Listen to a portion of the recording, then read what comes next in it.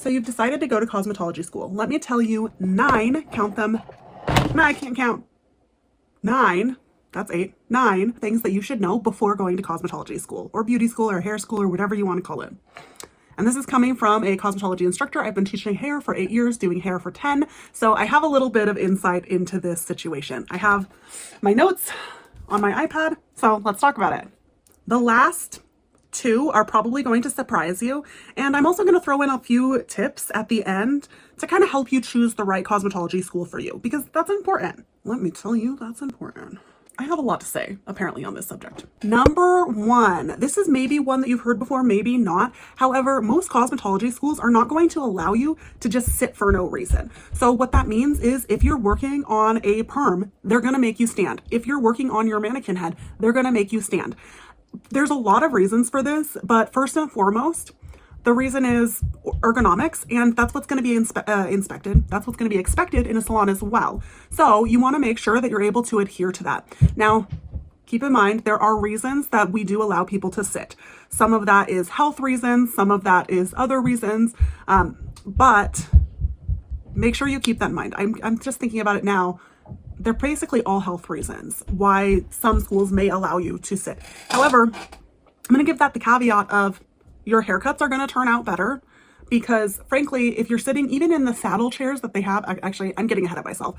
We're going to skip over that. They're going to make you stand. Look at me already getting fired up about something that's probably not a big deal to a lot of you. But number 2, sanitation is a huge deal, and they're going to spend a lot of time harping on you. I don't like the way I worded that. Harping on you about sanitation. And this includes disinfecting your area. This includes using barbicide. This includes the difference between disinfection and sanitation. This is really, really important, and it plays a big role in your state board testing. So it's stuff that you will have to know. Also, I don't know if you've ever heard of MRSA. There's a huge reason that people get MRSA at hair salons, and that is improper disinfection. So there's a reason that this is kind of a big deal, because it's really easy to spread certain things from person to person if you don't know how to disinfect things properly. All right, number 3. I hate to say this because I feel like this is just, I do love hair school. I love teaching. I've enjoyed it. That's why I've done it for so long. However, hair school is exhausting, emotionally and physically. Your long days on your feet, whether you be just full-time or part-time, you're going to be standing a lot. Also, there's a lot going on. A lot of the time you get clients that are, just needing to talk and to vent or do whatever. Also, oftentimes you're going to school with a lot of other women. And I don't mean this in any sort of derogatory way. I love women. Well, not like that. Not like that. I'm into men. But the fact of the matter is, sometimes girls are a little bit dramatic. It happens. And oftentimes you do have to deal with that emotional drain that happens. If you're an introvert, hair school is going to be rough. Now, there's a lot of things that you can do to kind of cope with that. And frankly, there's a lot of clients that really don't want to be emotionally dumping on you. However, it's a lot to take in, and it can be very overstimulating. So you got to do what you have to do to make sure that you can still stay centered in yourself, right? That sounds really woo-woo, and I'm not super into some of that new age stuff, but I will say there's something to be said for just taking a minute and taking a breath, and you will probably need to in hair school. And I think that is something to make sure you're keeping in mind, is mentally and emotionally and even physically, this job can be a lot, and hair school can be a lot. I think that it does calm down, but you're in a new environment, you're on your feet a lot, you're surrounded by tons of new people. And you could argue that this happens in a traditional college, because it does.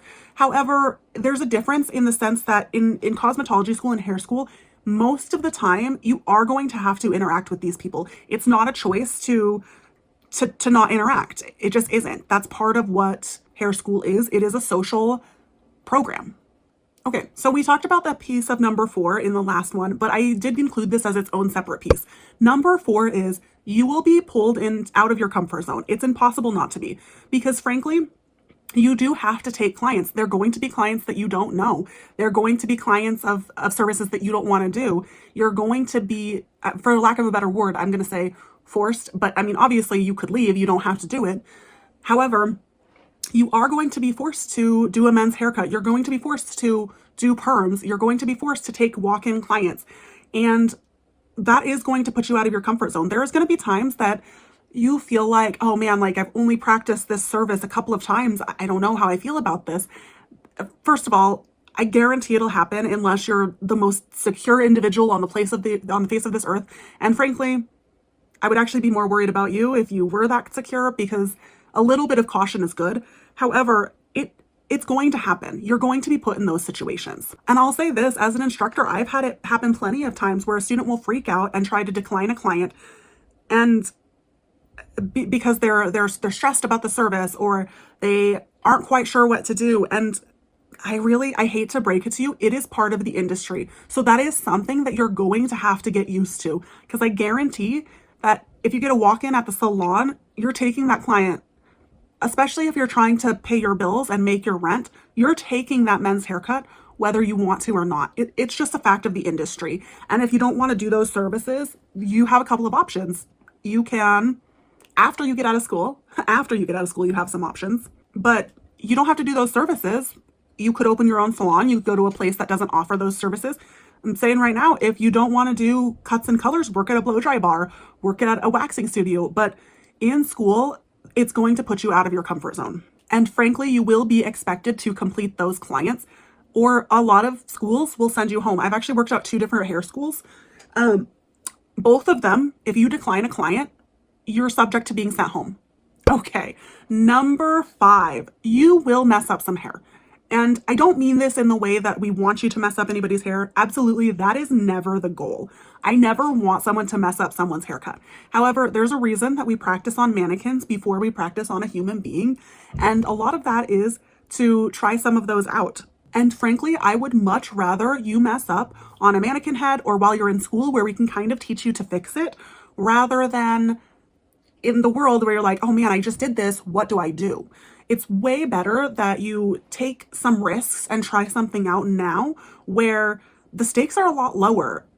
I mean, a lot of schools, if you're doing any sort of service on anybody, they're going to make your client sign a release form saying that they understand that they're being worked on by students.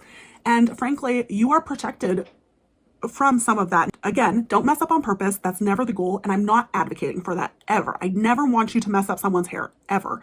I think that is just, it's never fun to have something bad happen to your hair. Ask me how I know. I've had horrible haircuts. I have. And so that is never the goal. But you're in school. It's really easy to say, hey, Chell, come over here, stand with me while I do this haircut. I'm not sure how to go about it. And we will do that. That's part of our job. We want to help you do that. And if that will keep you from messing something up, we want to do that. I promise you we do. Because we also don't want to have that conversation with the client where we're like, okay, this piece is a little bit shorter. We have a few options. What would you like to do? We don't want to be having that conversation with the client. So, try things out within reason. Talk to your instructor, talk to your client, play with your mannequin heads. It's really easy to try something out on a mannequin head. And again, mannequin heads are expensive, so I'm not saying that that's what you should exclusively be doing, but try something out. If you're not sure how something's going to turn out, great. Try it on a mannequin head. Also, messing up is actually part of the learning process. So I feel like there's this stigma that people are like, oh, well, I failed. And I'm like, it's part of the learning process. Ask me how I know that everybody messes up. I did some horrible colors when I was in school. Now, I don't do that anymore. However, it was a learning curve, and it is for everyone. That is part of the process of learning. It's not like you learned how to do math right off the bat. And if you did, I'm jealous of you because I'm still not great with math. Again, sorry, let's move on. Number 6, hair school is expensive.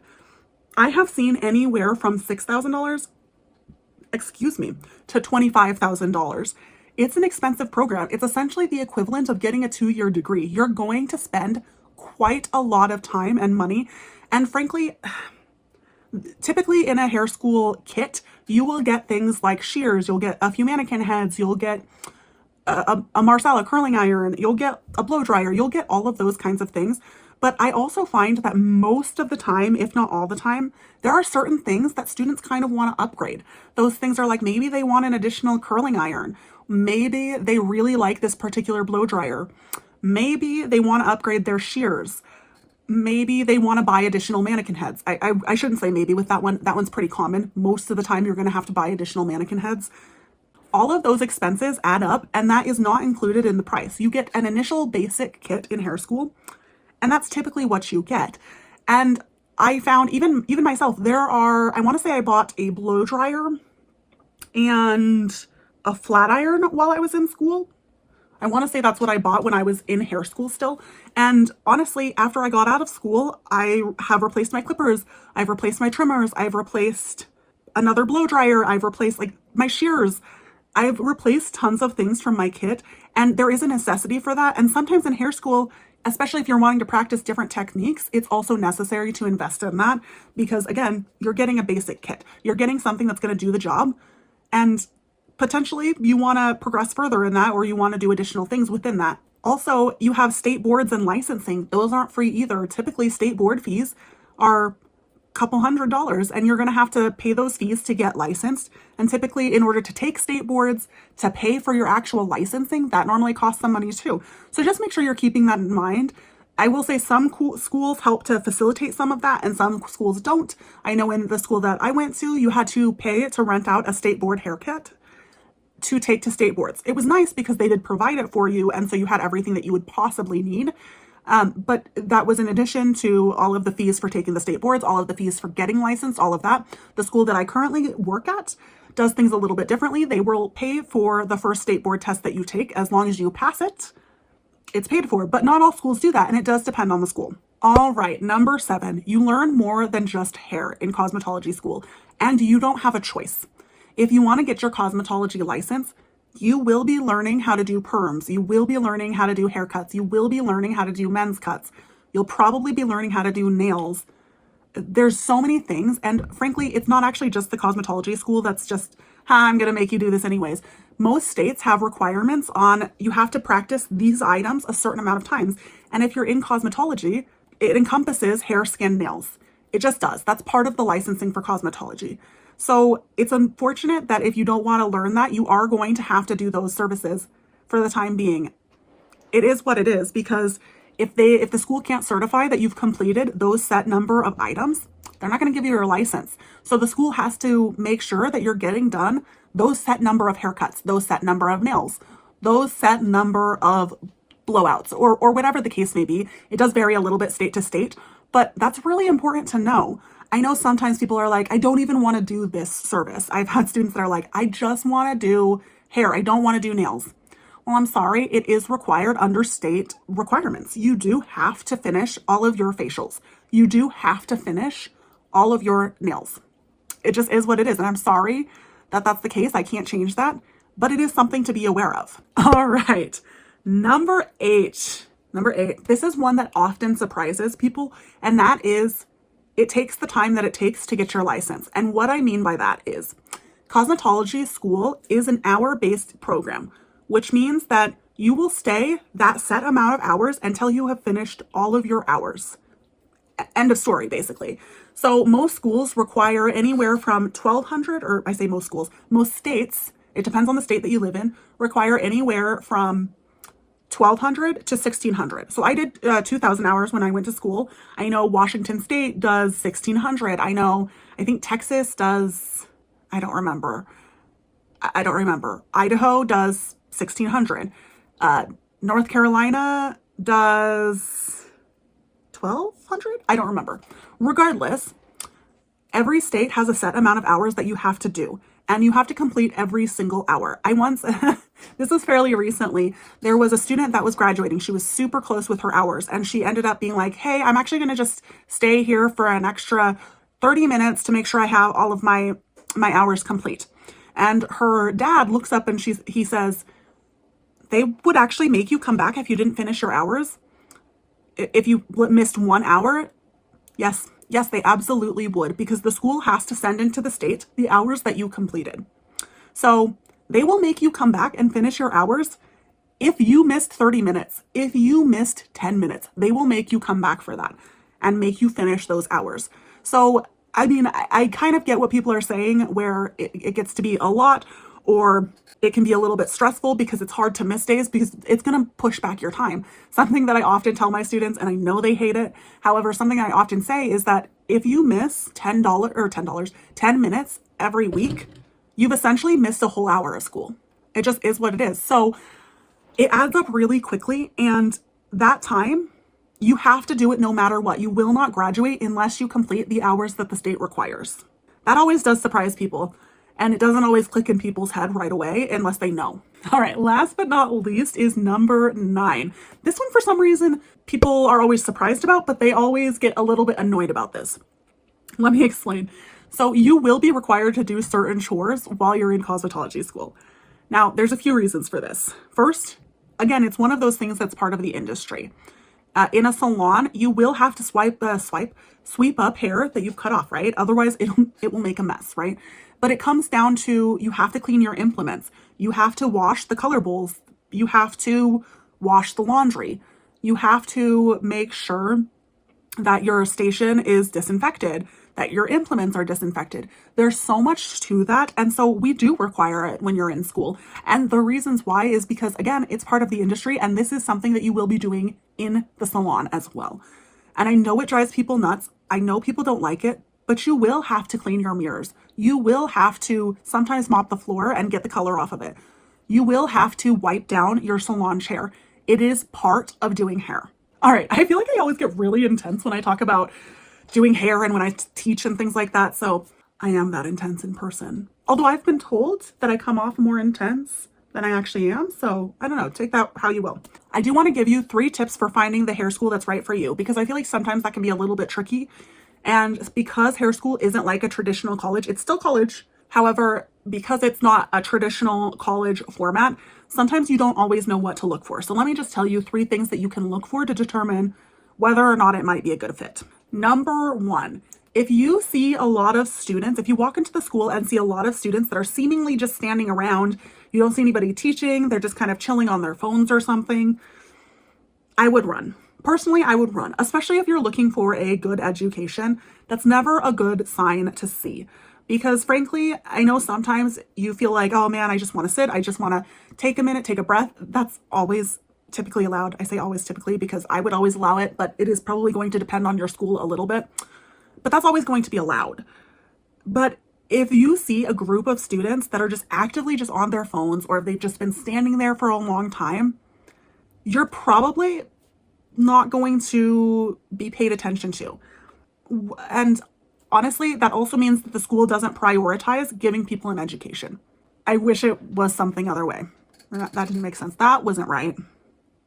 I'm struggling with my English today.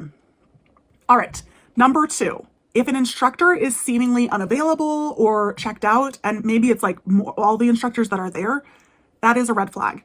As much as I want to say that the instructors get really busy, the fact of the matter is if the instructor is checked out and not interested in what's going on in the individual services, that's a red flag. Something that you can do to kind of check this, because if you walk into a school, you're not necessarily going to know that, right? But if you went and got a quick blowout, or if you went and got a haircut, or if you went and got a color service from a different school, you can kind of figure out what's going on there. You can kind of figure out how engaged the instructors are by doing something like that. Yeah, it'll cost you a few bucks, but it also means that you're not going to be wasting an education on a bunch of instructors that aren't going to care, which arguably is more important. Or I think it is. All right, number 3 thing to look for when you're looking at a school is if no one seems to know what's going on. So this is something that is really frustrating for both students and instructors and everybody, right? If you ask a question, or if you ask reception a question and reception goes, I don't really know, let me check. And then she calls over someone and they're like, I don't really know. That's kind of a red flag. I know that sounds like, duh, that's a red flag. But frankly, I mean, it's fine if the receptionist calls an instructor over and is like, hey, can you consult on this person's hair? Like, this person came in, tell them what you're wanting, all of that, right? That's the instructor's job. We're here to help with some of that. However, if they're like, oh, we're not really sure when the students are going to be off this day, or I can't tell you I'm trying to think of an example, or I can't tell you whether or not you'll be able to do that. I would have to double check. That's a red flag. You don't want everybody to be confused about what's going on, because that means that probably the rules aren't established enough to actually know what's going on. Everybody makes up their own rules. And I will say, I'm going to admit this full on. Depending on your instructor, they're going to expect different things from you. And that's just a fact of the matter, because it's just like different teachers. Different teachers in college, different teachers in high school. They always expect different things from you. Cosmetology instructors are no different, but typically it's a team of cosmetology instructors that are working on the clinic floor at the same time.